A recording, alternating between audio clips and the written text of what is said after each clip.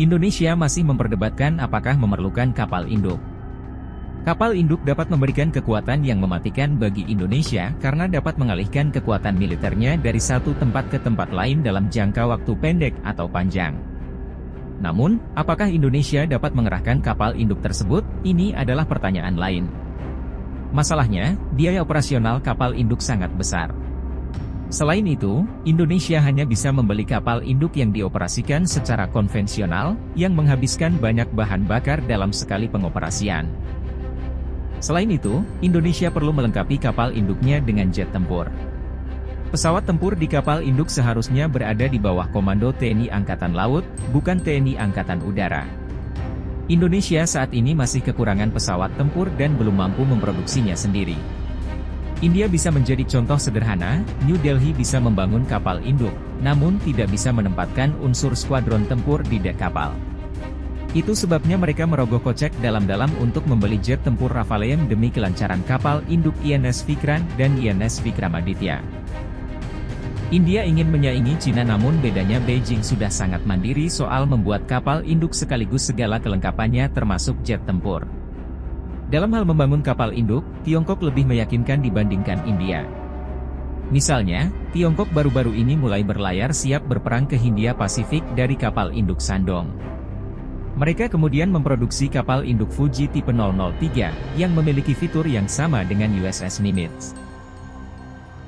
Kapal induk ketiga Tiongkok, Fujian, saat ini sedang bersiap untuk melakukan uji coba laut dan layanan operasional, yang dapat menjadi perhatian utama Pentagon, mengingat kecepatan Republik Rakyat Tiongkok dalam mempercepat pembuatan kapal dan memperluas armadanya, katanya. Jelas Krieger Maven. 17 Juli 2023.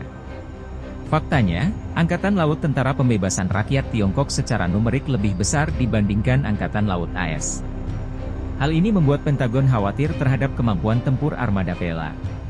Kekhawatiran ini penting mengingat kecepatan Tiongkok yang dengan cepat menambah kapal-kapal baru karena kecepatan pembuatan kapalnya dan fusi sipil militer yang diketahui, dan kemungkinan ada banyak pertanyaan yang belum terjawab tentang kemampuan teknologi armada Vela untuk benar-benar menantang Tiongkok. Di Laut Amerika, katanya, Indonesia kini diasumsikan tidak membutuhkan kapal induk seperti USS Nimitz atau Fujian. Namun jika menyangkut kapal pendukung pesawat amfibi, landing helikopter dock, LHD, sudah pasti sangat diperlukan. LHD adalah versi terbaru dari landing platform dock, LPD. Dengan LHD, serangan amfibi Indonesia menjadi lebih mematikan dengan dukungan taktik mobile air seperti USMC. Indonesia bahkan mempunyai opsi untuk membeli HMS Ocean, kapal induk amfibi milik Angkatan Laut Kerajaan Inggris. Akankah HMS Ocean mendapatkan pembeli di Asia? Angkatan Laut Indonesia mempunyai permasalahan strategis dan operasional yang serupa dengan Malaysia, mereka harus berpatroli di wilayah laut yang luas sambil mempertahankan kemampuan H-Dokter. Kapal amfibi berukuran besar sangat cocok untuk misi tersebut, dan HMS Oceano dapat membantu Indonesia mengembangkan keahlian yang diperlukan untuk mengoperasikan kapal perang generasi berikutnya, jelas The Diplomat pada 14 April 2023. HMS Ocean juga sudah pensiun dan bisa dibeli seharga 75 juta dolar Amerika atau sekitar 1,1 triliun rupiah. Sedangkan unit Rafale yang dibeli Indonesia mencapai nilai 1,6 triliun rupiah. Jika hal ini benar dan Indonesia membeli HMS Ocean, kapal tersebut dapat menjadi basis operasi serangan amfibi.